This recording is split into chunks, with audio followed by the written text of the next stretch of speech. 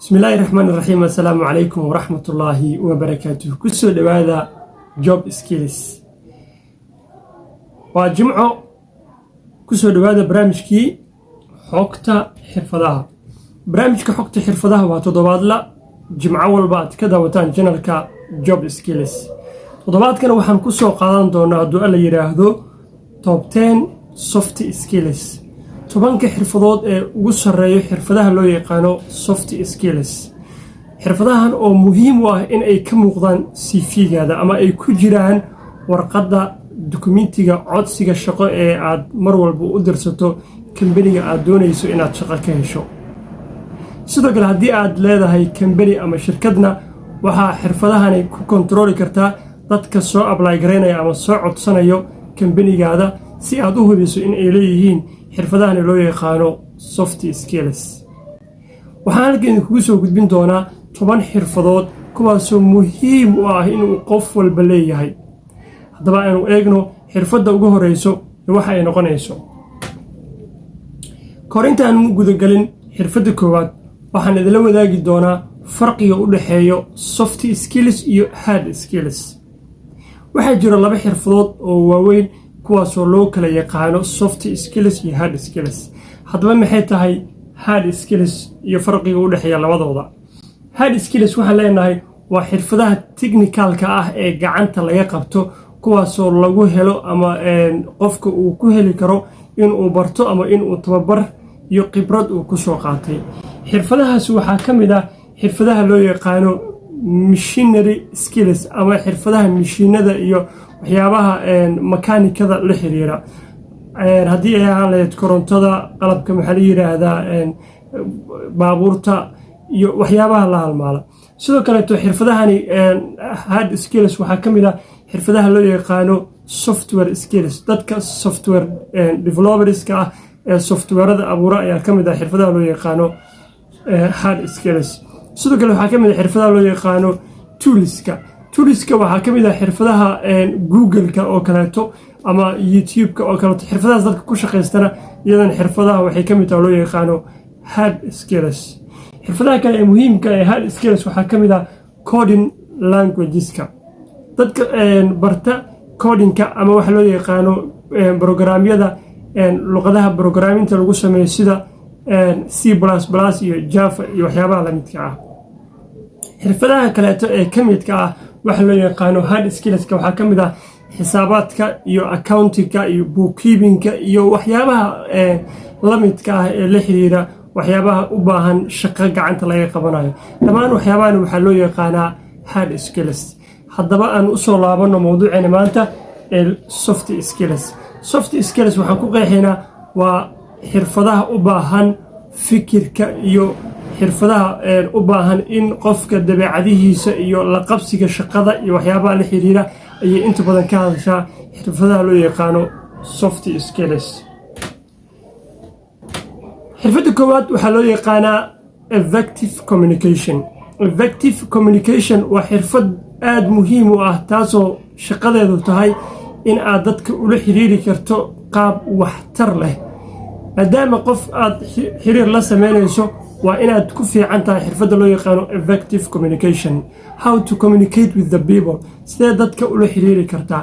qaabka dadka loola xiriiro waxaa ka mid ah oral communication iyo waxa loo yaqaano written communication ama waxaa la dhihi karaa verbal ama non verbal communication. xiriir afka ah iyo mid aan af ahayn intaba. haddaba waxyaabaha lagaaga baahan yahay inaad barato waxaa ka mid ah waxa loo yaqaano effective communication. xirfadda labaad waxaa loo yaqaanaa teamwork. teamwork waa in group aad ku shaqayso ama inaad taqaano xirfadda ah inaad koox la shaqayn karto. waxaa laga yaabaa dadka qaar inay ku fiican yihiin shaqo isaga keliya loo asaangareeyay ama loo qoondeeyey inuu aad uga soo baxo uu qaban karo. balse haddii aad ku liidato xirfaddani waa xirfad kaa maqan oo waxaad u baahan tahay inaad taqaano xirfadda loo yaqaano teamwork. teamwork mar walba waxa ay ka waxtar badan tahay marka qofka uu shaqsi u shaqaynayo. teamwork waxa ay ka kooban tahay ama team waxa uu ka kooban yahay 4 xaraf. xarafkood waxaa loo yaqaana waa team taasoo waa T taasoo ah together. Ida waxaa laga soo gaabiyey everybody ama everyone. Eedana waxaa laga soo gaabiyey achieves. Emtana waxaa laga soo gaabiyey more. taasoo macnaheeda ka dhigayso haddii wadajir loo shaqeeyo qof walba waxa uu helayaa ama waxa uu gaarayaa wax badan. mar walba waxaad ku dadaashaa inaad noqoto team worker. xirfadda saddexaad waa xirfad aad muhiim u ah, waxaa loo yaqaanaa responsibility. Responsibility waa mas-uuliyad, waa inaad dusha saarataa mas-uuliyad walba ee laguu qoondeeyey ama adiga dusha lagaa saaray. waxaa laga yaabaa xirfadaha kale ama waxyaabaha kale aan soo sheegano inaan qofka dusha laga saarin, balse mas-uuliyadda marka la yidhaahdo dad kale waxay ku dhihi doonaan hebel adaa ka mas-uul ahayd. sidaas darteed maadaama adiga farta lagugu soo wada fiiqi doono, fadlan mas-uuliyaddaada u gudo sida ay tahay oo ah ficil iyo fikir intaba. xirfadda afraad waxaa loo yaqaanaa creativity. Creativity waxay u baahan tahay fikir iyo inaad maskaxda ka shaqaysiiso iyo shaqada lagu imaday inaad wax ka bedeli karto waxna aad ku soo kordhin karto. waa xirfadda creativity-ga. xirfadda shanaad waxaa loo yaqaanaa problem solving. inaad xallin karto problem jira ee ka dhex jira kambanigaada, ama ha ahaado mid caadi ah oo dadka dhex mara problemyada dagaalada iyo conflict iyo waxyaabaha la xiriira, ama shaqo taagan inaad xallin karto ee markaas shirkadda ama organizationka aad u shaqaynayso uu u baahan yahay. waana xirfad muhiima inaad barato, aan kugula talinayo. xirfadda lixaad waxaa loo yaqaanaa leadership. Leadership skill is a very very important one. waa mid aad muhiima, sababtoo ah qof walba ayay muhiim u tahay ama looga baahan yahay inuu leeyahay xirfadda leadership. waxaa laga yaabaa fildigaada inuu yahay caafimaad, engineering iyo waxyaabaha kale, balse aad niyadda soo gashato aadan u baahnayn xirfadda leadership. waa u baahan tahay. leadership waxay ka mid tahay xirfadaha aadka muhiimka u ah ee qarnigan 21aad kambaniyadu ay ka fiiriyaan qofka ay shaqaalaysiinayaan. haddaba waxaa muhiimka u ah haddii aad horey u taqaanay, waxaan ugu hambaleynayaa shaqada aad qabatay, balse haddii aydan horey wax certificate ama aadan horey usoo baran, waxaan kugula talinayaa inaad wax un ka fahanto xirfadda loo yaqaano leadership.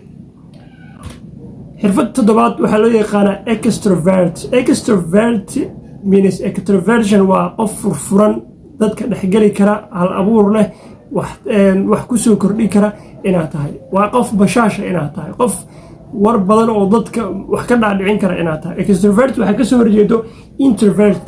Introvert waa qof afgaaban, waa qof aan hadlin, waa qof xirxiran.